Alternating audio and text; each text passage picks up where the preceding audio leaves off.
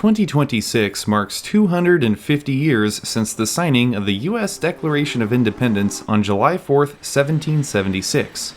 To celebrate the Semiquincentennial, as it's called, many different railroads are painting locomotives in commemorative paint schemes or running special excursion trips. The Union Pacific Railroad chose to recognize the occasion by rolling out their Big Boy 4014 steam locomotive for a once-in-a-lifetime coast-to-coast tour. The tour was broken into two sections. The first portion of the journey was a round trip from the Union Pacific steam locomotive shops in Cheyenne, Wyoming to Sacramento, California, similar to an excursion the Big Boy made back in the summer of 2024. The second part was set to travel through the eastern U.S., mostly on tracks owned by the Norfolk Southern Railroad, to Philadelphia, Pennsylvania. Union Pacific planned to have the Big Boy in Philadelphia on July 4th to be part of the special celebration. It's hard to pass up an opportunity to see the largest operating steam locomotive in the world. With the West Coast section of the trip set to commence on March 29th, I headed for Wyoming to catch the Big Boy as it pulled the first leg of the coast-to-coast tour westbound across the Great Basin. April 1st, 2026 was my first day following the Big Boy. On this day, the train traveled about 110 miles from Rock Springs to Evanston, Wyoming over the Union Pacific Overland Route, which is part of the original Transcontinental Railroad completed in 1869. My last time seeing the Big Boy over these rails was in 2019, as the locomotive traveled to Ogden, Utah for the 150th anniversary of the Transcontinental Railroad completion.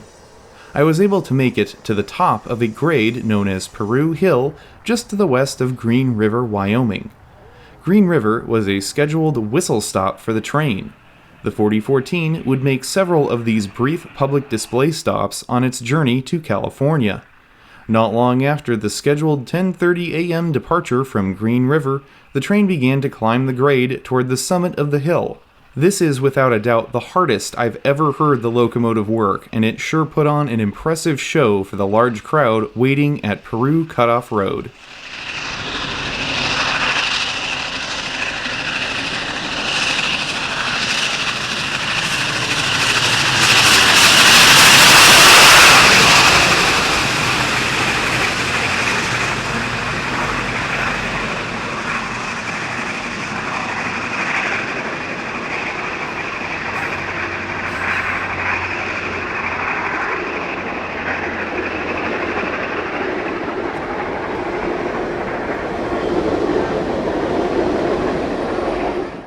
At Granger, Wyoming, the train could be seen several miles out in the distance. 4014 would make another stop here to allow two freight trains to pass. Granger is a noteworthy location on the railroad as it is the junction between the Overland Route and the Union Pacific Pocatello subdivision, which travels between Granger, Wyoming and Pocatello, Idaho. With steam billowing in the cool air, 4014 gently brought its train to a stop just past the US Highway 30 overpass. Colder weather is definitely not unheard of this time of year for Wyoming, but it was certainly cooler than what I'm normally used to for April.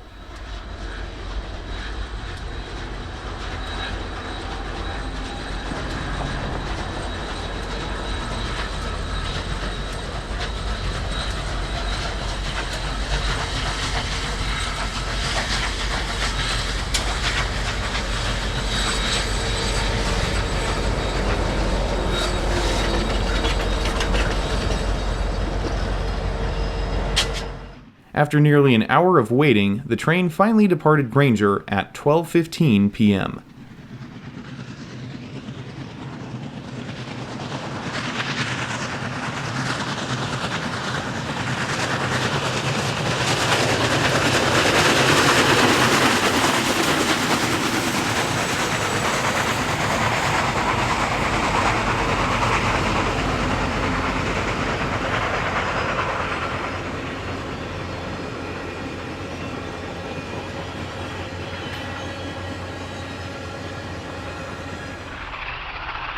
Imposing storm clouds to the west were just minutes away from dropping more rain as 4014 passed a location known as Leroy.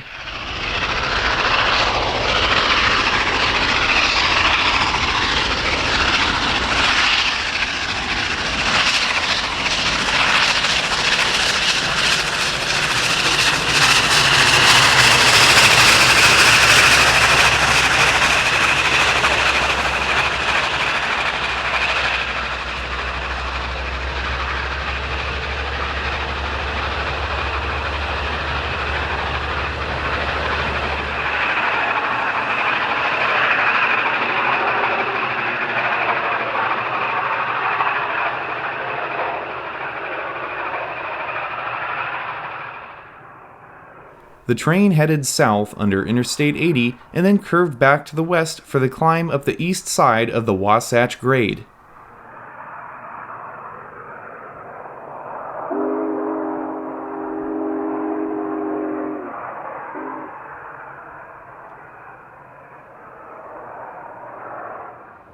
Storm clouds parted just in time for the arrival of the 4014 into Evanston at 2:50 p.m.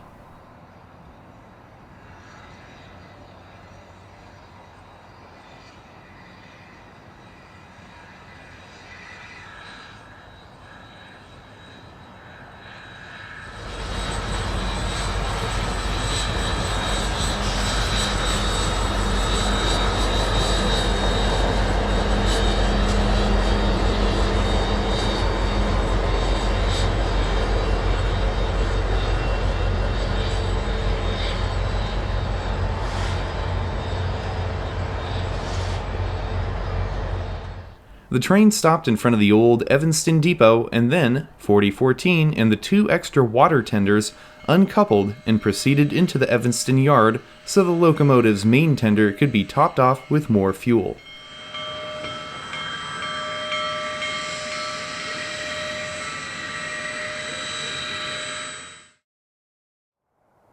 Thursday, April 2nd began with some sun in the skies.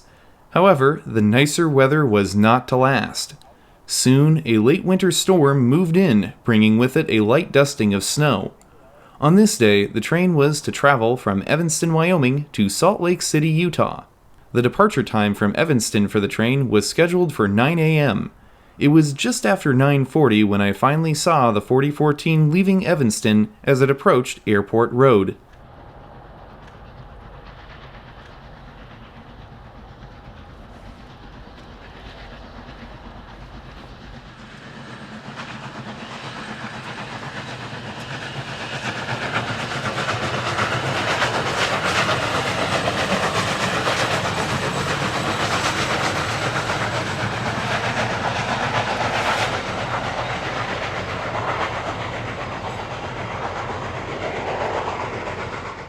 Just across the state line into Utah is a point on the railroad known as Wasatch, the summit of the grade. There is an old water tower still standing here that dates back to the steam era. The special made a brief stop before proceeding downhill into Echo Canyon.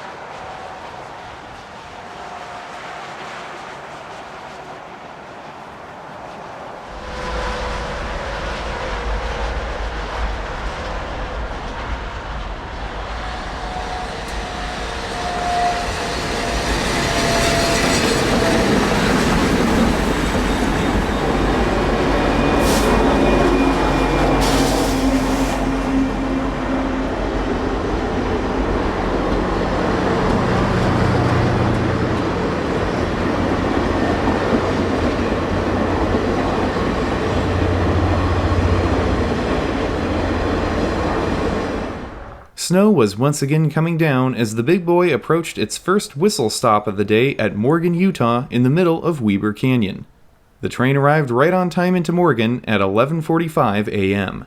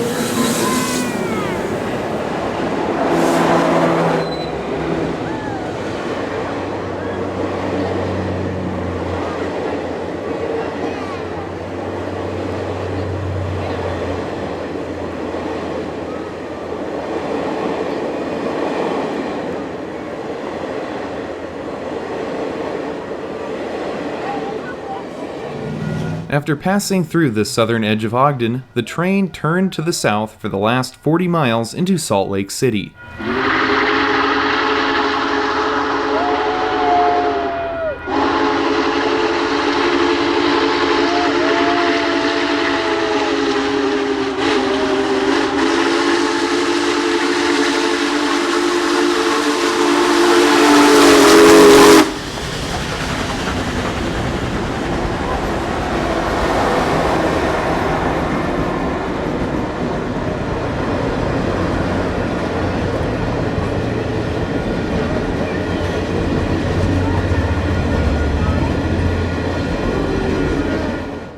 Arriving into Salt Lake City a little after 2 p.m., the train would be put on display for a couple hours at Salt Lake Central Station.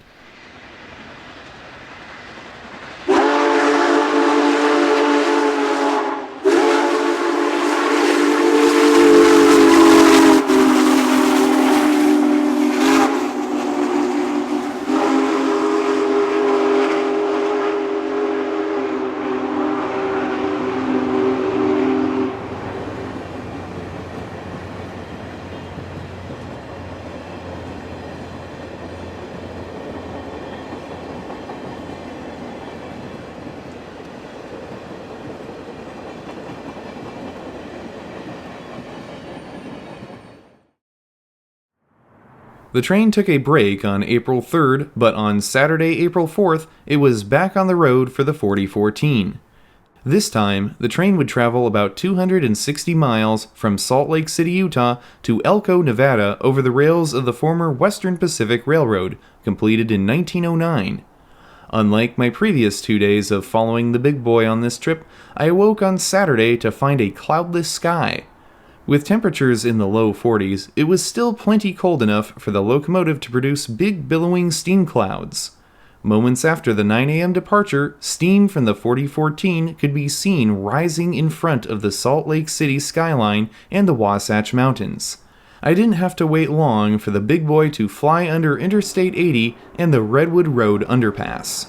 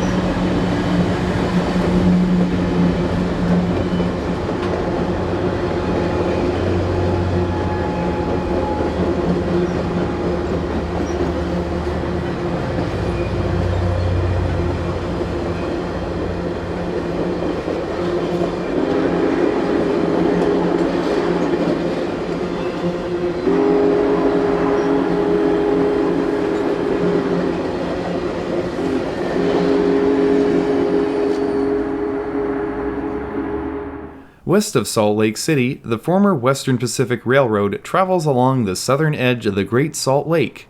Union Pacific serves several industries in this area, including the Morton Salt Plant. Salt is harvested from the lake water and then sold for use as table salt, as well as various industrial applications.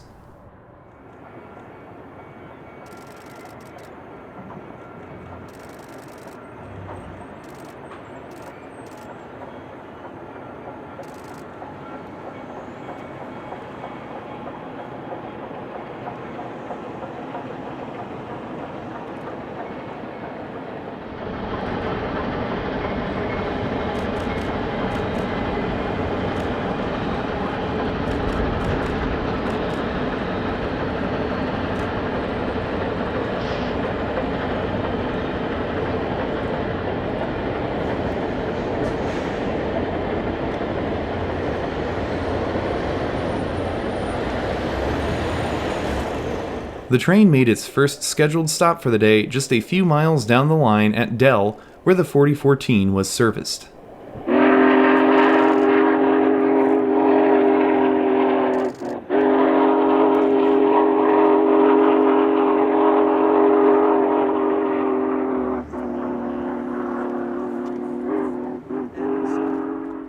Leaving Dell, the railroad curves along the northern edge of the Cedar Mountains, which separate the Great Salt Lake from the Great Salt Lake Desert. A small branch line, known as the Marblehead Branch, connected to the main line here for access to a quarry. The branch line has been shuttered for several decades.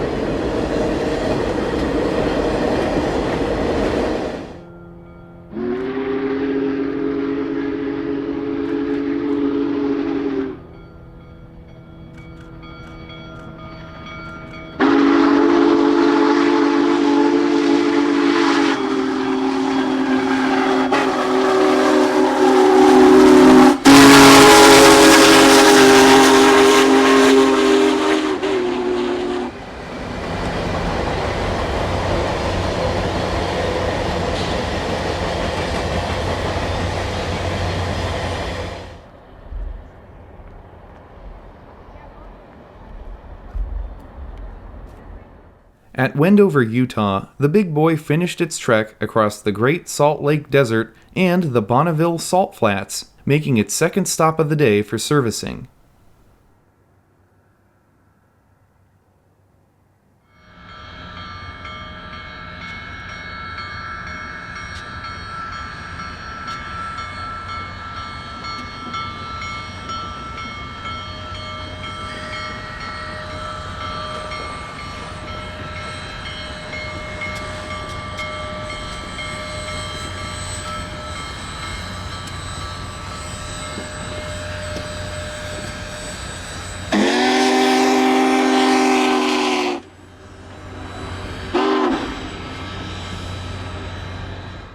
The train came to a stop just short of the First Street crossing in Wendover, and the crew quickly hopped off the train to inspect and lubricate the Big Boy.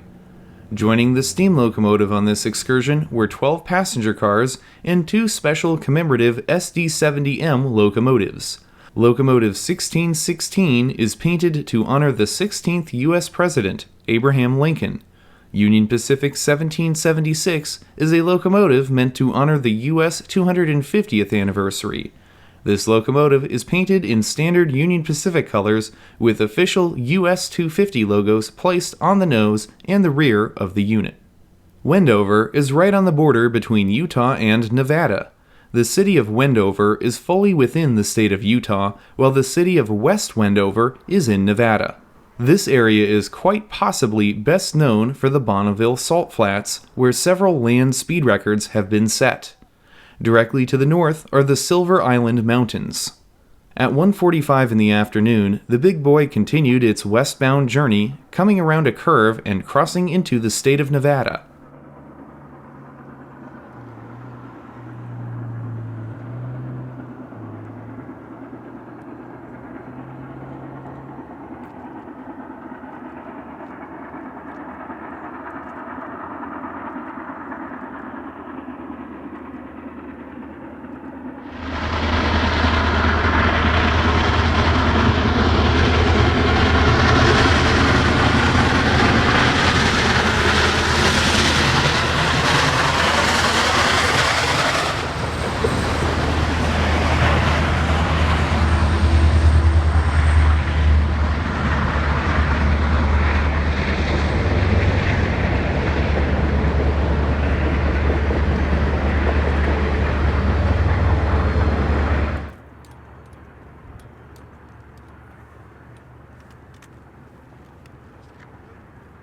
The next big challenge facing the big boy was Silver Zone Pass and Arnold Loop.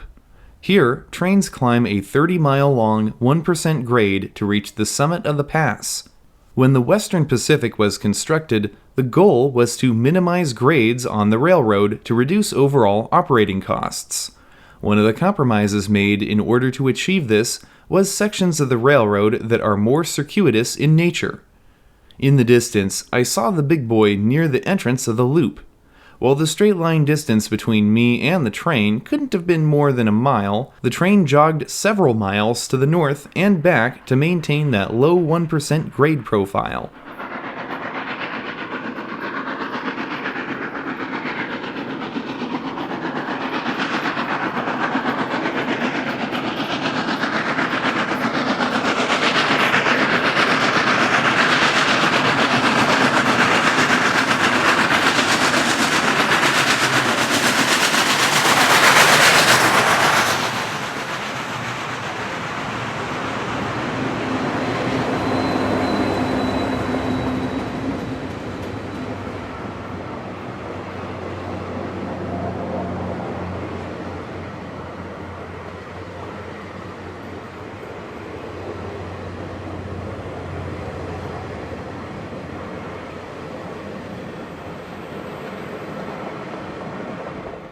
After Silver Zone Pass, the railroad heads way to the south and a long ways from any easy road access. I zipped ahead of the train to catch it one more time for the day a few miles before Wells, Nevada. Wells was the only scheduled whistle stop for the day, with an arrival set for 4:15 p.m. It is also the point where the Western Pacific joined up with the Southern Pacific's transcontinental line. Both railroads are now part of the Union Pacific system.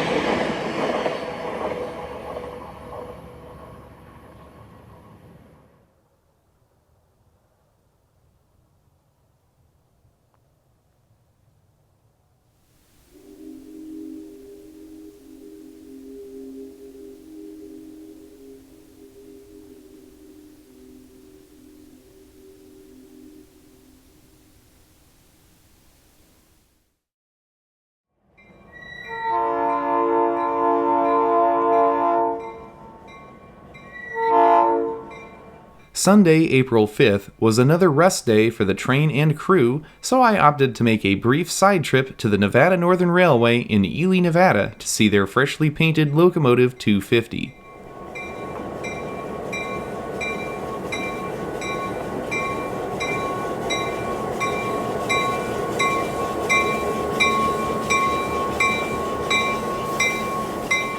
The next day, Monday, April 6th, I arrived in Elko in the morning to see the big boy depart on its 140-mile-long journey to Winnemucca, Nevada, over a mixture of Southern Pacific and Western Pacific rails.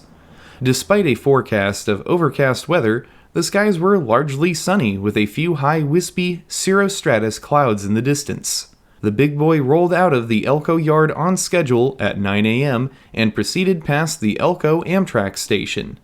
This stop is served by Amtrak's California Zephyr.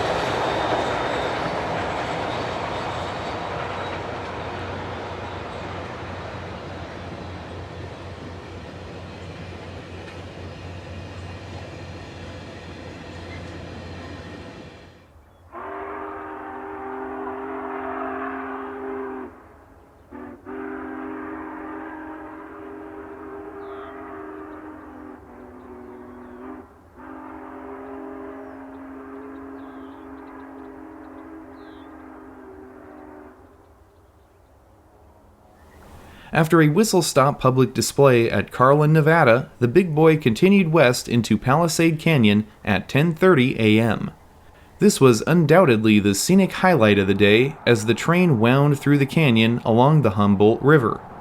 While my last experience seeing the 4014 through this canyon was a 97-degree scorcher in the middle of summer, it was significantly cooler on this tranquil spring morning.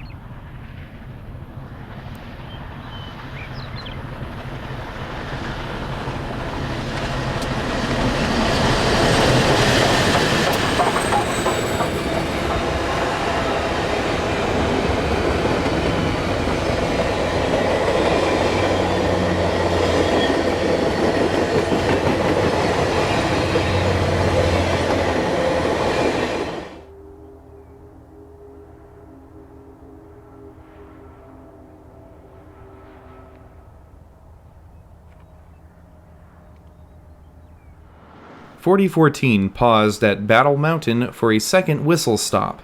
The whole town seemingly turned out to see this impressive machine. With 2 blasts of the whistle, the big boy departed town a little after 1 p.m.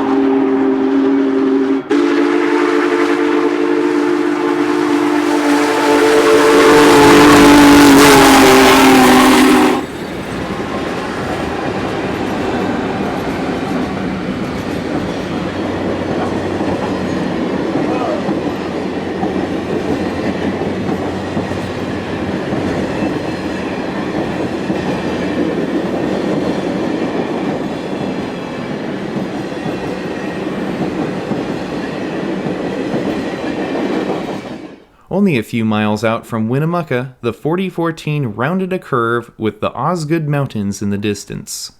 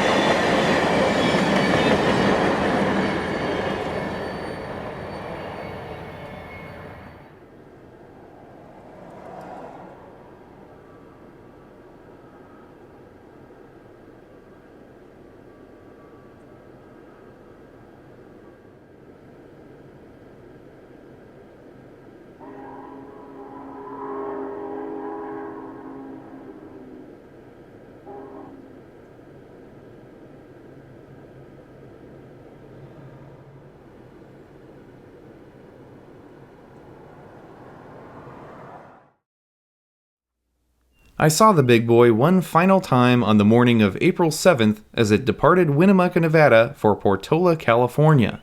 At the crossing of Jones Lane, a small group of nearby residents gathered to see the train off as it left town at 9 a.m. for its trip across the desert.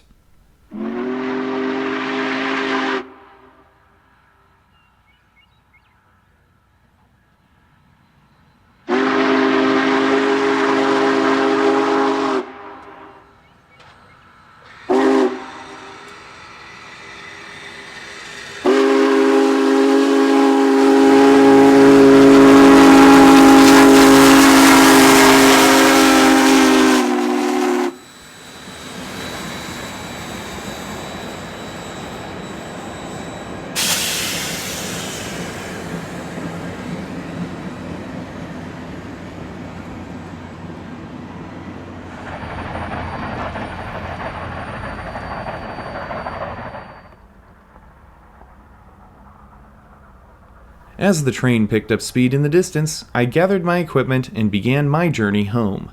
Ahead for the train was a display day at the Western Pacific Railroad Museum in Portola, and then a journey through scenic Feather River Canyon to Sacramento and Roseville. There, the train would be on display for 2 days before beginning its journey home to Wyoming. Thanks for joining me as I followed the big boy across the Great Basin on the first leg of the Coast to Coast tour. As always, a special thanks to all my supporters on Patreon. If you would like to receive notifications every time I post to YouTube, click on the subscribe button and select the Receive All Notifications option. I'll see you next Friday at 9 a.m. Pacific Time for an all-new railroading adventure right here on the YouTube channel. That's it for now. Until next time, I'm Mike Armstrong. I'll see you down the line. Thanks for watching.